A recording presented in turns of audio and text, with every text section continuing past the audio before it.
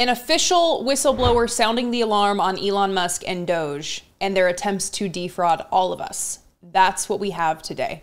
My name is Brittany Page, and this is the Page Perspective. First, I want to say that Elon Musk does not want this story to gain traction, but in the flood of 5-alarm fires every hour in the headlines, we must help push this story to the top. So it doesn't even need to be this video, but share this story with people that you know so that we can ensure Elon is not able to bury it. Now, one of the most remarkable magic tricks that Elon and his billionaire buddies have pulled is somehow convincing people who will never have even a scintilla of the financial security the billionaire class enjoys for themselves, ever, in their entire life, after decades and decades of working day in and day out, convincing those people to come out and hold signs in front of Tesla dealerships in defense of a billionaire and write lengthy diatribes to their friends and family about how Elon is doing a public service. He's so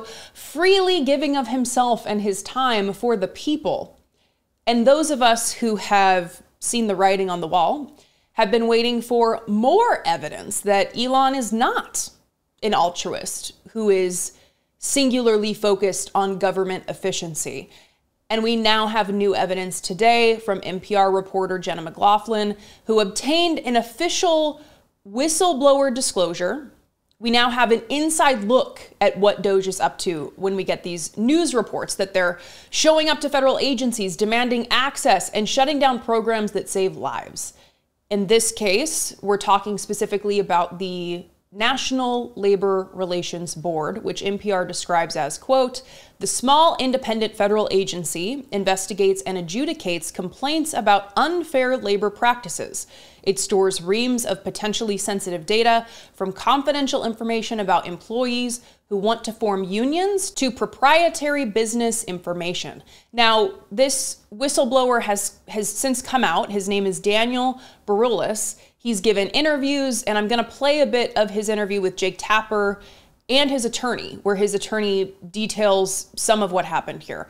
I'm also going to play a portion where his attorney talks about a threatening letter the whistleblower received, as well as drone footage of him walking his dog to accompany the threat. This is serious. Elon does not want this story to gain traction. According to the whistleblower complaint, interviews with the whistleblower and records of internal communications reviewed by NPR, quote, technical staff members were alarmed about what DOGE engineers did when they were granted access, particularly when those staffers noticed a spike in data leaving the agency.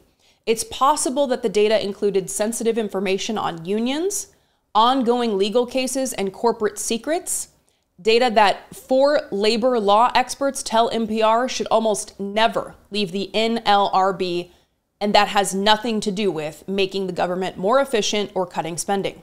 Members of the DOGE team asked that their activities not be logged on the system, and then appeared to try to cover their tracks behind them, turning off monitoring tools and manually deleting records of their access. Evasive behavior that several cybersecurity experts interviewed by NPR compared to what criminal or state-sponsored hackers might do. If you can believe it, it gets worse and more scary. And this is because employees with the NLRB were particularly concerned with what they started seeing, these login attempts that they started seeing just minutes after DOGE arrived from an IP address in Russia. And this is where I'm going to pass it to the whistleblower's attorney to outline 2 key issues that we need to focus on here. There are 2 data points that I want to point out that should give everybody pause. The first thing, what Dan witnessed, was that within 15 minutes of DOGE employees creating user accounts, i.e. usernames and passwords, within 15 minutes of those accounts being created, somebody or something from Russia tried to log in with the right username and right passwords, that is to say, the right credentials, and that happened over 20 times. The second data point, which is really critical, is that DOGE has also been using Starlink as a means to exfiltrate data. What that means is that, from our understanding, that Russia has a direct pipeline of information through Starlink, which means that anything going through Starlink is going to Russia. We also know that this is not unique to the NLRB. This is happening government-wide.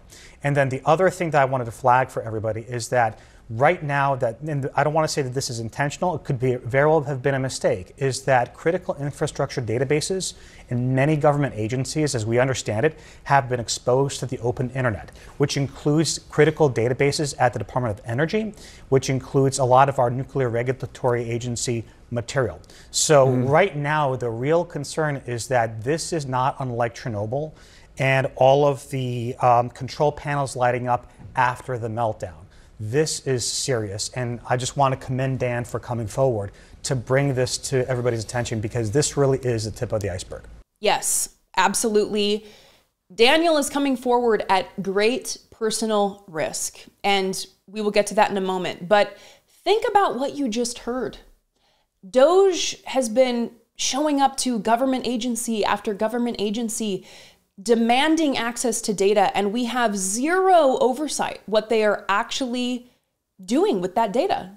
Now we're getting insider information from Daniel and other employees who were so concerned that the confidential data at the NLRB could be exposed and abused by private companies. And for this, I want to turn back to NPR briefly. Quote, "The labor law experts interviewed by NPR fear that if the data gets out, it could be abused, including by private companies with cases before the agency that might get insights into damaging testimony, union leadership, legal strategies, and internal data on competitors, Musk's SpaceX among them.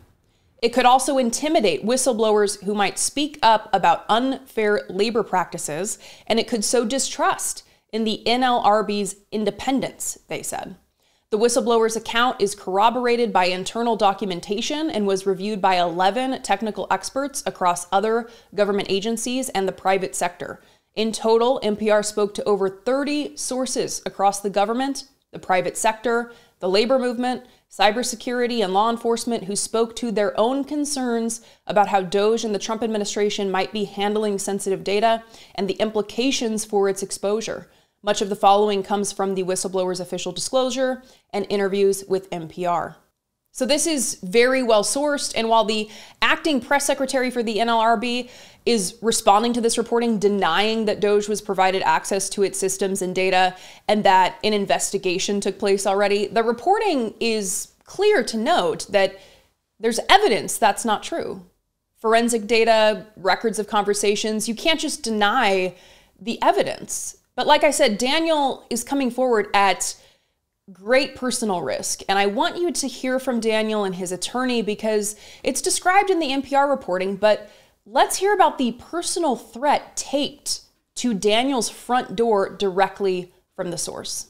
The message was clear, although poorly constructed. It was to stop looking, stop reporting. The pictures were of me walking my dog from above. Basically, a satellite photo? No, it was actually taken by a drone.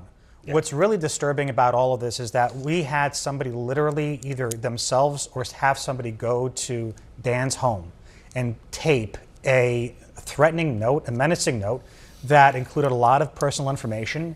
There was a clear reference to his whistleblowing activities ahead of our filing, and with an image basically threatening him as he's walking his dog. That image was taken via drone. We've taken this very seriously. And by the way, I've done this for a number of years professionally, and this is something that really takes me aback. And it's only something that I've seen maybe once or twice in handling whistleblower claims, both public and private sector. So the IT team at the NLRB was so concerned about what DOGE was doing, their inability to gain clarity into what was actually happening, and the potential for abuse, that they started to raise these concerns only to be met with very real threats to personal safety. And there's no other way to read this. The threat is meant to, designed to silence this whistleblower and anyone else, to prevent him and anyone else from coming forward, to prevent him from making noise. But he's doing us a service. He's giving us information we would otherwise not be privy to so that we can be moved to action, so that we can pressure our electeds to do something about Elon Musk and DOGE and their unfettered access to whatever cookie jar they want to shove their hand into. This is certainly not the last we will be hearing about these issues, especially given Daniel's attorney's statement about how he's heard concerns from other agencies. And we know DOGE has been hammering through agency after agency, surely doing more of the same. Please take time to share this story because we cannot let it get buried. What do you think? Call and tell me. You can call and leave a fewer than 3-minute voicemail at 202-656-1509 or send an email to idoubtit@dollemore.com. You can support my work here by clicking the join button below to become a channel member for as little as $1.99 a month, or by going to patreon.com/idoubtitpodcast. You can share this video. You can share the channel. You can click subscribe or like, and that's free. Leaving a comment is free. Truly anything helps feed that algorithm and send this video off to other people who need to see it. I appreciate you all. Take care, and I will see you next time.